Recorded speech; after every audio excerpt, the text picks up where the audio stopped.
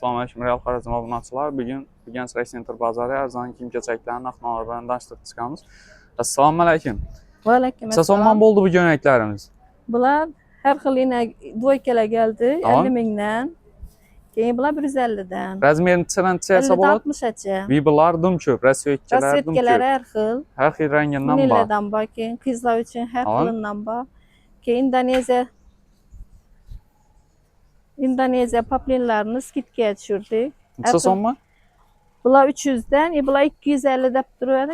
200'e düşürdük bunların her xil rasvetkesi. 200'ə. Ava. Bu yukarıdakiler yine 150'de kayıt veremiz. 150-dən qaytalaydı o kadar. Kayıtlandı. Yandakiler yine toy kaşamlara giyiladan göyneklerimiz var. 200 mindən, 250 mindən her xili var. Yanda 5 kim göynekleri 180, 150'den beri veremiz. Bundan ham qaytaladı. Hava.